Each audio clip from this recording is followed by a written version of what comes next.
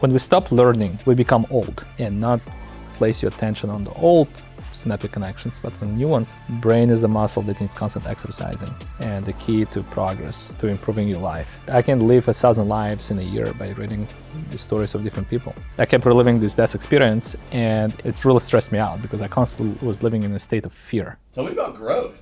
What does growth mean? Your income can grow only to the extent that you can. For things to change in your life, you have to change. For things to improve in your life, you have to improve. And when you improve, everything in your life improves. When we stop learning, we become old, whether it happens at 20 or at 80. Brain is a muscle that needs constant exercise, just like your biceps. The problem is that most people in America, at least, stop exercising this muscle when they graduate high school or when they graduate college. 22 at 18 or whenever you're done with schooling, you stop exercising that muscle. You go through the rest of your life without putting any effort into creating new connections in your brain. Every time we think a new thought, we become changed chemically, neurologically, and genetically. In our company, it's actually a requirement at Relied that anybody who works for our company have to report on a weekly basis the list of books they've read from the week prior. We have some people who read a book every 2 or 3 weeks, and we have others who read 7 books a week. I myself read 2 or 3 books a week, probably 100 books a year. We added as a core value to our company commitment to growth because we realized the importance that you constantly have to improve yourself.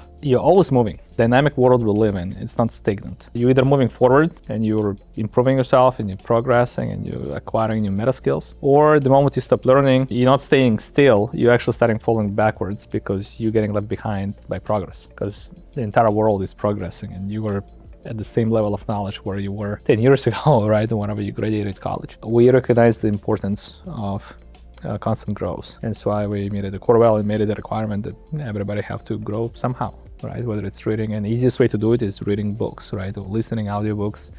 We spend a lot of time in the cars. It's that time, your car needs to become your mobile university because that's a lot of time spent in cars, in the gym, however you spend your leisure time. You should utilize that time to try to learn something new. Another thing about reading books is that when we read books and other people's stories, especially autobiographies of people, we live through their experiences. When we read, we live 1,000 lives. I can live 1,000 lives in a year by reading the stories of different people. When I don't read, I live only one. Your life just becomes so much richer and fuller. Reading is the easiest way to create new synaptic connections in your brain. You have new synaptic connections, it's basically new thoughts that you develop. I'll give you an example of how I utilized this knowledge to overcome a pretty big obstacle in my life, which was really more like a life and death type of situation. A number of years ago, I was experimenting with plant medicine, and I did a thing called ayahuasca. Ayahuasca, it's a very high psychedelic, basically drug plant medicine, they call it, but I kind of overdosed on it and I had a death experience while doing it. And that's really scared me, that experience. And obviously at the end of the day, it's kind of like a clinical death experience. And after everything was over, the plant medicine wore off, I got back to normal life because my senses were heightened. The experience of going through basically death experience got so engraved into my memory, right? And those synaptic connections in the brain became so hardwired that I kept reliving the experience and the feelings and the emotions of realizing like I'm in the process of I'm dying right now. Like this is it. Like I have seconds left to live and that's it. I'm about to be checked out. And so after I came back from this ayahuasca trip, I kept reliving this death experience and it really stressed me out because I constantly was living in a state of fear, in a state of survival, because I was fighting for my life, like I don't want to die, right? That developed very quickly into me having panic attacks and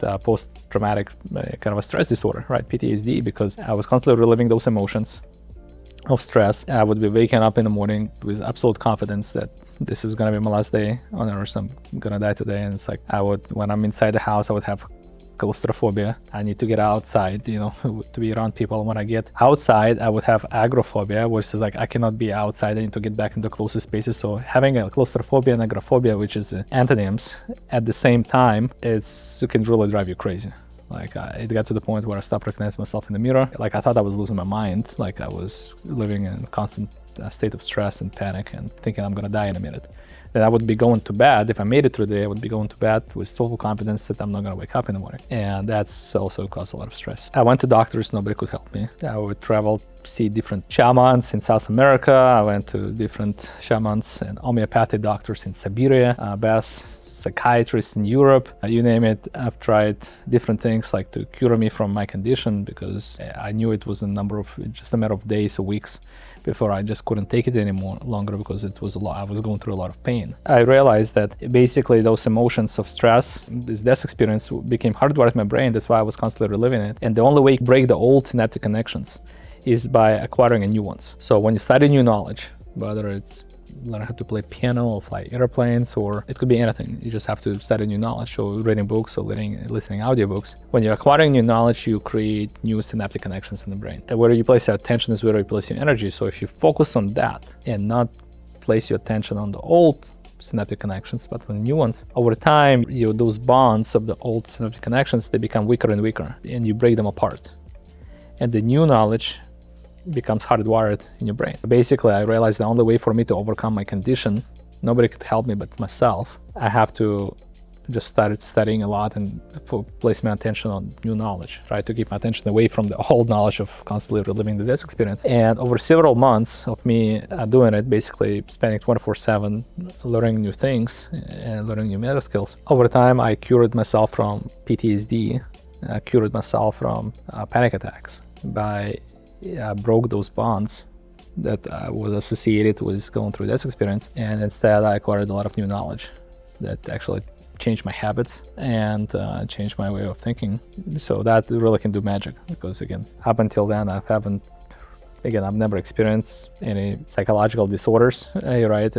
Things like panic attacks, and I wasn't really sure how to deal with them. And from what I could tell in the research, not a lot of people knew how to deal with them other than trying to do regression hypnosis or do plant medicine. But the funny thing is that plant medicine is what caused it in the first place, so I couldn't go there. Brain is a muscle that needs constant exercising, and the key to progress, to improving your life, is to improve yourself. And you improve yourself by growing your skills. Another funny thing is that the more skills you have, the more knowledgeable you are, the more valuable you are to your community and to your society. The more valuable you are to your society, the more that society is going to pay you for the value you bring to the world. Net worth and your income is directly proportionate to your skill sets and your value to the community. You want to make more money, become more valuable to the people around you, and people will pay you for that value. That's why I opened up this question with a statement that your income can only grow to the extent you can.